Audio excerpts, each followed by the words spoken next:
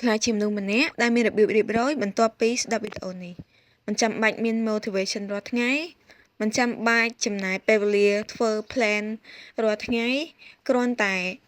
មាននៅទម្លាប់ល្អៗទូចៗទាំងនឹងរាល់ថ្ងៃយើងនឹងក្លាយទៅជាមនុស្សម្នាក់ដែលមានរបៀបរៀបរយហើយនឹងផ្លាស់ប្ដូរជីវិតរបស់យើងឲ្យមានភាពប្រសើរជាងមុនសួស្តីអ្នកនរគ្នា Welcome back to my channel នៅវីដេអូនេះគឺជាវីដេអូមួយដែលខ្លីមែនទែនដែលខ្ញុំបានចំណាយពេលវេលាពេញមួយជីវិតរបស់ខ្ញុំដើម្បីស្វែងរក tip មួយនេះដើម្បីស្វែងរកកន្លឹះមួយនេះដោយសារតែខ្ញុំគិតថាភាពរៀបរយគឺជាអ្វីមួយដែលធ្វើឲ្យជីវិតរបស់យើងមានភាពប្រសើរជាងមុនមិនថាការរៀបរយទៅលើខ្លួនឯងពោលគឺការស្រឡាញ់ខ្លួនឯងការរៀបរយទៅលើការសិក្សារៀនសូត្រការរៀបរយទៅលើការងារផ្សេងៗនៅក្នុងជីវិតដែលយើងត្រូវធ្វើប្រចាំថ្ងៃពេលខ្លះខ្ញុំគិតថាជីវិតវាដូចជាសមរភូមិមួយ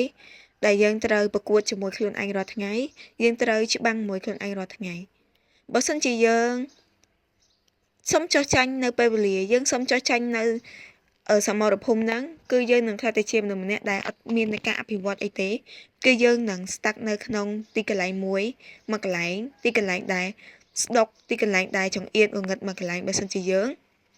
អត់ខំប្រឹងតស៊ូប្រកួតប្រជែងជាមួយនឹងសមរភូមិនៃខ្លួនឯងនឹងទេសាកសម័យថាបើសិនជាយើងជាមនុស្សម្នាក់ដែលអត់ចង់មានរបៀបរៀបរយទៅលើខ្លួនឯងអត់ស្រឡាញ់ខ្លួនឯងអត់ចេះរៀបចំខ្លួនឯងឲ្យមានសន្តិភាពធ្នាប់ជាងមុនគឺយើងក្រោកមកឲ្យយើងអត់ដឹងធ្វើអីគឺយើងមិនដឹងថាតើយើងត្រូវក្រោកមកដើម្បីអីយើងមិនចង់សំបីតែក្រោកធ្វើម៉េចបានអភិវឌ្ឍជីវិតមួយនេះកើតទៅបើសំបីតែការក្រោកពីគេងមកក៏អត់ដឹងថាខ្លួនឯងចង់ធ្វើអីផងនិយាយទៅអត់មានរបៀបរៀបរយអត់មានកំណត់ថាក្រោកថ្ងៃហ្នឹងដើម្បីធ្វើអីខ្ញុំរស់នៅដើម្បីអីតែហ្នឹងគឺជាមូលហេតុមួយដែលធ្វើឲ្យជីវិតរបស់យើងមានអារម្មណ៍ថា stuck ហើយអត់គ្រោះទៅមុខទេអ្នកគ្នាគួរតែមាន purpose ជាគោលដៅដូចជាក្តីសម័យអីមួយដែលយើងចង់បានឬក៏ជីវិតមួយដែល better ជាងមុនឥឡូវយើងនឹងចែកចេញវីដេអូនេះគឺជា chapter ទី1គឺនិយាយអំពីរបៀបរៀបរយទៅលើខ្លួនឯងនិងការរស់នៅនិយាយទៅគឺការស្រឡាញ់ខ្លួនឯងរបៀបទី chapter ទី2គឺយើងនឹងនិយាយអំពីរបៀបរៀបរយទៅលើការងារប្រចាំថ្ងៃរបស់យើង chapter ទី3នឹងនិយាយអំពីរបៀបរៀបរយទៅលើការសិក្សារៀនសូត្ររបស់យើងអញ្ចឹង3ហ្នឹងគឺសំខាន់មែនតើកាលណាដែលយើងមាន3ហ្នឹងនៅក្នុងជីវិតហើយគឺយើងនឹងជាមនុស្សម្នាក់ដែលអាចថាមានភាពលេចធ្លោចំពោះខ្លួនឯងយើងទៅណាមកណាគឺយើងនឹងមានភាពជឿជាក់ថាយើងប្រកាសជាធ្វើអ្វីមួយបានយើងគឺជាមនុស្សដែលមានប្រយោជន៍និងមានតម្លៃចំពោះថ្ងៃនីមួយៗដែលយើងរស់នៅលើផែនដីហ្នឹងចាប់ផ1របៀបរៀបរយទៅលើខ្លួនឯងពោលគឺការស្រឡាញ់ខ្លួនឯងមិនដឹងអត់ហាត់បិទទូចទម្លាប់ទូចប្រចាំថ្ងៃរបស់យើងគឺជួយយើងបានច្រើនមែនតើនៅពេលដែលយើងក្រោកពីគេងមកគឺគ្រប់គ្នាគឺត្រូវតែមានហាត់បិទមួយចំពោះការស្រឡាញ់ខ្លួនឯងគឺអ្នកគ្នាអាចធ្វើការលុបមុខឲ្យបានស្អាតឬក៏យើងចង់ងូតទឹកឲ្យស្អាតtake care ឲ្យស្បែកមុខនៅពេលដែលយើងក្រោកមកឬក៏យើងអត់មានពេលច្រើនទេយើងគ្រាន់តែងូតទឹកស្លៀកពាក់រៀបចំ outfit រៀបចំខោអាវដែលយើងត្រូវលាបពាក់សម្រាប់ថ្ងៃហ្នឹងឲ្យបានល្អមុននឹងយើងចេញទៅក្រៅស្លៀកពាក់អ្វីដែលយើងចង់បាននិយាយទៅសូមឥឡូវគឺថែបនៃការស្លៀកពាក់ខោអាវរបស់យើងនេះគឺងាយស្រួលនៅក្នុងការរកមែនតើយើងចង់ស្លៀកពាក់បែបណាដែលស័ក្តិសមជាមួយនឹងយើងសម្រាប់ខ្ញុំផ្ទាល់វិញគឺខ្ញុំតែងគិតពីអាយុរបស់ខ្ញុំហើយនិង outfit ដែលខ្ញុំចង់ពាក់ពេលខ្លះខ្ញុំចង់ធ្វើឲ្យជីវិតមួយនេះគឺដូចនៅក្នុងរឿងអញ្ចឹងដែលយើងចង់លេង style បែបនេះលេង style បែបនេះធ្វើតាមidol របស់យើងឬក៏អី something that make យើង happy នៅក្នុងជីវិតហើយមានរបៀបរៀបរយហើយមានភាពជឿជាក់ទៅលើការស្លៀកពាក់ outfit ហើយនិងការតុបតែងខ្លួនរបស់យើងមួយមុខទៀតនឹងពេលខ្លះយើងតែនិយាយថាសម្រាប់វាគឺជាអ្វីដែលនៅខាងក្រៅទេចិត្តរបស់យើងទៅវាស្រស់ស្អាតជាងត្រូវអត់ប៉ុន្តែពេលខ្លះបើសិនជាយើងអត់មានភាពជឿជាក់ទៅលើរូបរាងខាងក្រៅរបស់យើងទេចិត្តរបស់យើងក៏វា follow តាមរូបរាងខាងក្រៅរបស់យើងដែរអញ្ចឹងឲ្យយើងអាចធ្វើបានគឺ take care ឲ្យស្បែកមុខដងខ្លួនរាងកាយគឺយើងគ្រាន់ងូតទឹកឲ្យស្អាតកក់សក់ឲ្យស្អាតទៅហើយយើងនឹងស្វែងរក outfit ល្អៗ outfit ដែលស្អាតដែលយើងអាចស្លៀកពាក់បានមុននឹងយើងចេញទៅរៀនចេញទៅសាលាចេញទៅក្រៅចេញទៅធ្វើការអីផ្សេងទាំងហ្នឹងគឺសំខាន់មែនតើ ពេលខ្លះគឺយើងអត់មានពេលច្រើនទេនៅក្នុងការគិតទៅលើ outfit មួយអញ្ចឹងយើងអាចរៀបចំ outfit សម្រាប់មួយសប្តាហ៍ហ្នឹងថាមួយសប្តាហ៍ហ្នឹងខ្ញុំលាបពាក់អីគេខ្លះនិយាយទៅអានេះគឺជារបៀបរៀបរយមួយហើយយើងរៀបចំតែម្ដងប្រហែលជាចំណាយពេល15នាទីក្នុងការរៀបចំកៅអៅដែលយើងត្រូវពាក់សម្រាប់សប្តាហ៍ហ្នឹង Yes it's okay យើងអាចរៀបចំវាទៅថាថ្ងៃច័ន្ទអង្គារពុធអីហ្នឹងខ្ញុំត្រូវស្លៀកពាក់ outfit អីមិនមុននឹងចេញទៅណាហើយវាក៏ផ្ដល់នៅ hope ផ្ដល់នៅក្តីសង្ឃឹមមួយដែលធ្វើឲ្យយើងចង់រស់នៅក្នុងថ្ងៃថ្មីដែរហ្នឹងមួយនៅក្នុង habit បន្ទាប់ទៀតនៅក្នុងរបៀបរៀបរយនៅក្នុងការស្រឡាញ់ខ្លួនឯងគឺយើងអាចខ្លាចជាមនុស្សម្នាក់ដែល clean ដូចជា clean ទៅលើសក់ clean ទៅលើ face ហើយនឹងគឺជាមនុស្សម្នាក់ដែល healthy គឺមានសុខភាពល្អ for to be organized តើបើខ្លួនឯងមានភាពជឿជាក់ជាងមុនគឺយើងអាចនឹងរៀបចំបែប beauty corner របស់យើងមាន sunscreen lipstick អីដែលយើងអាចប្រើប្រាស់តែយើងគិតថាវាមិនចំណាយពេលចំណាយលុយច្រើនហួសហេតុទេតែយើងមានពេលគ្រប់គ្រាន់នៅក្នុងការប្រើប្រាស់វាប្រើពេលតែតិចតួចតែយើងអាចនឹងមានភាពជឿជាក់លើខ្លួនឯងខ្លាំងជាងមុនមែនតើ skin care reset យើងអាចមានការបិទមាសការ scrub លើរាងកាយរបស់យើងឲ្យយើងមានភាពជឿជាក់ពេលខ្លះយើងអាចកំណត់ពេលវេលាថាត្រឹមថ្ងៃចែកដាច់នឹង3ហ្នឹងគឺខ្ញុំនឹងធ្វើវាឬក៏ពេលខ្លះយើងអាចគិតថាក្នុងមួយសប្តាហ៍ខ្ញុំធ្វើវាម្ដងអីទៅបើសិនជាយើងអត់មានពេលទេដោយសារតែយើងរវល់ក្នុងការរៀនការធ្វើការរបស់យើងច្រើនគឺយើងគ្រាន់តែផ្ដល់ពេលវេលាឲ្យខ្លួនឯងត្រឹមតែ20នាទីក្នុងមួយសប្តាហ៍អីក៏បានដែរសំខាន់គឺយើងមានអីមួយដែលផ្ដល់ប្រយោជន៍ឲ្យខ្លួនឯងនឹងគឺស្រឡាញ់ខ្លួនឯងកន្លែងនេះគឺមិនមែនមានន័យថាយើងអាត្មានិយមគិតតែខ្លួនឯងទេប៉ុន្តែគឺយើងត្រូវផ្ដោតពេលវេលាខ្លះចំណាយពេលវេលាខ្លះជាមួយនឹងខ្លួនឯង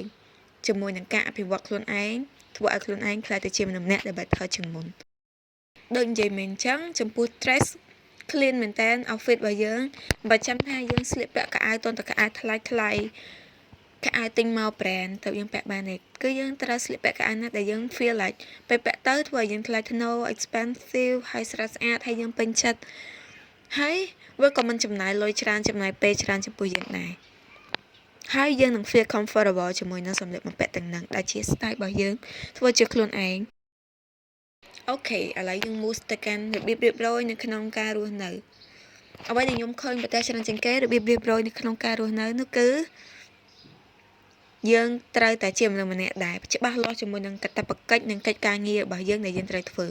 រស់នៅនេះគឺយើងត្រូវប្រជែងជាមួយនឹងកិច្ចការងារជាច្រើននៅក្នុងជីវិតរបៀបរៀបរយនៅក្នុងការធ្វើកិច្ចការងារឬក៏របៀបរៀបរយនៅក្នុងការរស់នៅនឹងយ៉ាងម៉េចទៅគឺអ្វីដែលសំខាន់យើងត្រូវដឹងច្បាស់ថាតើក្នុងថ្ងៃនីមួយៗនឹងយើងត្រូវធ្វើអីថ្ងៃនេះយើងមានកាតព្វកិច្ចអីខ្លះយើងត្រូវតែមាន to do list ផ្ទាល់ខ្លួនថាថ្ងៃនេះខ្ញុំមានកាតព្វកិច្ចទៅធ្វើកិច្ចការងារនេះឬក៏ថ្ងៃស្អែកអ្វីដែលបន្ទាន់អ្វីដែលសំខាន់អ្វីដែល urgent មែនតើនៅក្នុងការធ្វើគឺខ្ញុំត្រូវតែធ្វើវាឲ្យហើយចឹងបើសិនជាយើងធ្វើការយើងត្រូវលេខថាអូខេយើងត្រូវធ្វើការងារនេះក្នុងរយៈពេលណាយើងត្រូវតែហើយវានៅក្នុង deadline ពេលណាមួយគឺយើងត្រូវតែដឹងពេលដែលយើងដឹងហើយយើងនឹងចាប់ផ្ដើមធ្វើពេលយើងចាប់ផ្ដើមធ្វើយើងនឹងរួចរាល់ចំពោះកិច្ចការងារទាំងហ្នឹងយើងនឹង feel like អូខ្ញុំបានធ្វើកិច្ចការងារហ្នឹងហើយអញ្ចឹង Yeahខ្ញុំមានអារម្មណ៍ថារស់នៅនឹងមានប្រយោជន៍ជាងមុនខ្ញុំមានអារម្មណ៍ថាថ្ងៃរបស់ខ្ញុំហ្នឹងគឺជាថ្ងៃមួយដែលល្អដែលខ្ញុំអាចសម្រេចកិច្ចការងារដែលខ្ញុំត្រូវធ្វើក្នុងជីវិតតែបើសិនជាយើងមិនមែនអញ្ចឹងទេយើងអត់ដឹងថាយើងត្រូវធ្វើអីយើងអត់ធ្វើវាការងារហ្នឹងវាចេះតែកោទៅពេលខ្លះវាមិនត្រឹមតែកោធម្មតាដែលយើងគិតថា stress ទេវាអាចនឹងត្រូវមាត់របស់អ្នកផ្សេងដែលគេទាមទារឲ្យយើងធ្វើហ្នឹងឧទាហរណ៍ថាកិច្ចការងារហ្នឹងយើងត្រូវធ្វើនៅក្នុងក្រុមហ៊ុនឬក៏ធ្វើនៅក្នុងកន្លែងការងារដែលយើងត្រូវធ្វើប៉ុន្តែយើងអត់ធ្វើយើងទុកវាឲ្យកោអញ្ចឹងគេចេះតែទឿនយើងឯថាអូការងារហ្នឹងការបានហើយសុំការងារហ្នឹងអញ្ចឹងនៅពេលដែលគេទាស្ដីឲ្យយើងនឹងមាន pressure យើងនឹងមានសម្ពាធហើយយើងនឹង stress ហើយយើងនឹងខំធ្វើវាក្នុងពេលមួយដែលយើងអត់ចង់ធ្វើនៅពេលមួយដែលយើងកំណត់ថាទាមទារសម្រាប់ការធ្វើបានប៉ុន្តែយើងកាន់តែ stress ទៅចំពោះការងារហ្នឹង you feel like we unorganized យើងវាអត់មានរបៀបរៀបរយយើងអត់organize វាបានល្អធ្វើយើង stress ធ្វើយើង feel like ជីវិតមួយហ្នឹងវាពោពេញទៅដោយរឿងដែល stress រឿងដែលយើងអាចគ្រប់គ្រងបានរឿងដែលយើង feel like ជីវិតដូចបរាជ័យយើងដូចច្បាំងអត់ឈ្នះជាមួយនឹងជីវិតមួយហ្នឹងអញ្ចឹងយើងត្រូវដឹងថាកិច្ចការងារអីយើងត្រូវធ្វើ ហើយបើយើងធ្វើវានឹងធ្វើវាដោយរបៀបណាពាក្យដូចជាការដោះស្រាយសម័យកាលជីវិតដោះស្រាយបញ្ហានៅក្នុងជីវិតក្នុងថ្ងៃនីមួយៗចឹងបើសិនជាថ្ងៃនេះយើងដោះស្រាយបញ្ហានឹងបានថ្ងៃហ្នឹងយើងដោះស្រាយបញ្ហាយើងត្រូវធ្វើបានយើងនឹង feel happy ពេលខ្លះយើងអាចក្នុងថ្ងៃហ្នឹងណាយើងដោះស្រាយបញ្ហាសម្រាប់មួយអាទិត្យហ្នឹងហ្មងអញ្ចឹងយើងនឹងចំណេញពេលវេលាដែលយើងត្រូវដោះស្រាយ10ថ្ងៃតែយើងដោះស្រាយតែមួយថ្ងៃយើងហើយអញ្ចឹងយើងមានពេលវេលាច្រើនឲ្យខ្លួនឯងសម្រាប់ enjoy life ធ្វើឲ្យជីវិតរបស់យើងរីករាយជាងមុនមួយទៀតចំពោះបញ្ហាមួយចំនួនគឺយើងអត់ដឹងទេថាយើងអាចដោះស្រាយវាបានអត់គឺវាទាមទារជាមួយនឹងការដោះស្រាយដោយគំនិតខ្លួនឯងហើយនឹង communication ជាមួយអ្នកដទៃចំពោះបញ្ហាខ្លះគឺយើងអត់ដឹងថាតើយើងអាចដោះស្រាយម្នាក់ឯងបានអត់ទេអញ្ចឹងវាទាមទារឲ្យយើងធ្វើការដោះស្រាយដោយខ្លួនឯងតាមគំនិតរបស់យើងនិងការដោះស្រាយបញ្ហាជាមួយនឹងអ្នកដទៃដោយ communication ព្យាយាមនៅក្នុងការសហការគ្នាជាមួយអ្នកផ្សេងក្នុងការដោះស្រាយបញ្ហាដែលមាននៅក្នុងជីវិតដូចជាអូខេយើងមានការងារដូចជាធ្វើការងារជា team work ឬក៏ការងារខ្លះដែលយើងទាមទារត្រូវការជំនួយពីអ្នកផ្សេងដែរវាដូចជាការរៀនពី experience នៅក្នុងជីវិតបន្ថែមអញ្ចឹងជាងកាលណាយើងដឹងថាយើងត្រូវធ្វើអីយើងមានរបៀបរៀបរយយើងច្បាស់លាស់ចំពោះកាតព្វកិច្ចរបស់យើង Yeah it okay យើងនឹងអាចដោះស្រាយវាបានហើយយើងនឹងច្បាស់លាស់បែបណាទៅយើងនឹងដឹងថាយើងត្រូវធ្វើកិច្ចការងារនឹងបែបណាទៅខ្ញុំចង់ឲ្យអ្នកគ្នាគឺមាន list មាន note មានកំណត់ហេតុមាន to do list អ្វីដែលយើងអាចកំណត់ចំណាំថាយើងនឹងត្រូវធ្វើអីបន្ទាប់ទៀតនៅក្នុងជីវិតរបស់យើងឬក៏ goal គឺខ្ញុំមានសភៅផ្ទាល់ខ្លួនឬក៏ file ផ្ទាល់ខ្លួនដែលខ្ញុំហៅថាវាគឺជា goal of life ឬក៏ជាកំណត់ហេតុគឺជាសភៅនៅក្នុងជីវិតរបស់ខ្ញុំដែលខ្ញុំអាច note កំណត់ត្រាប្រចាំថ្ងៃថាខ្ញុំ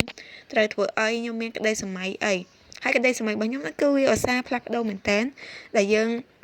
អាចដឹងថាជីវិតរបស់យើងគឺតែងតែមានការវិវត្តមានការគិតថ្មីមានកំណត់មានអីផ្លាស់ប្ដូរថ្មីរហូតចឹងអញ្ចឹងនៅពេលដែលយើងមាន goal ថ្មីយើងក៏ចាប់ផ្ដើម reset អីថ្មីយើងនឹងដឹងថាខ្លួនឯងត្រូវធ្វើអីបន្ទាប់ទៀត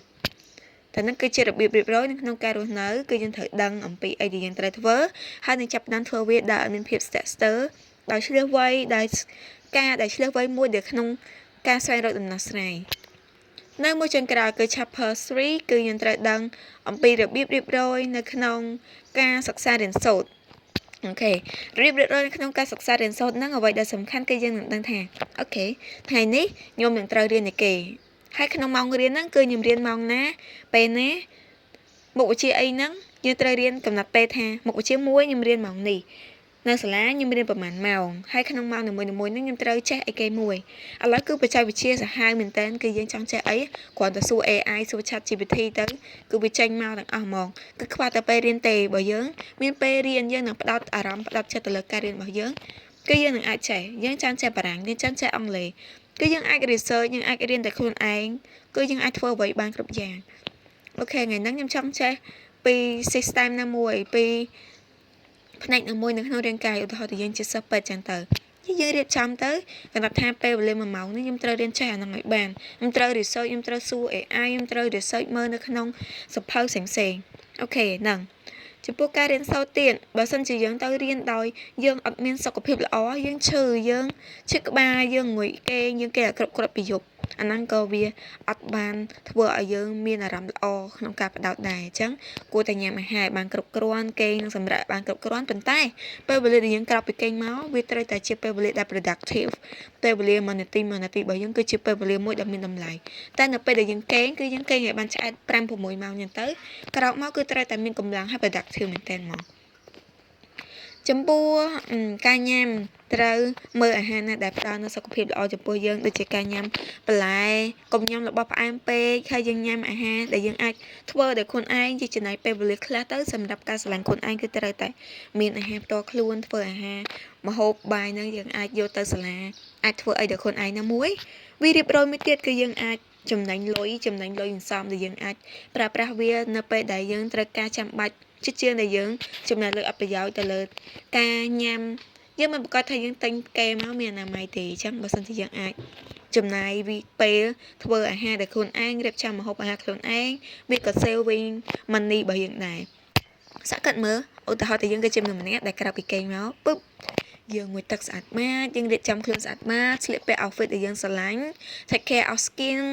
face body ក៏ជាមនុស្សម្នាក់ដែល clean ហ្មងរូបរាងកាយខាងក្រៅរបស់យើង clean ហ្មងហើយចិត្តរបស់យើងវិញ យើងគិតថាអូខេថ្ងៃហ្នឹងគឺខ្ញុំមាន plan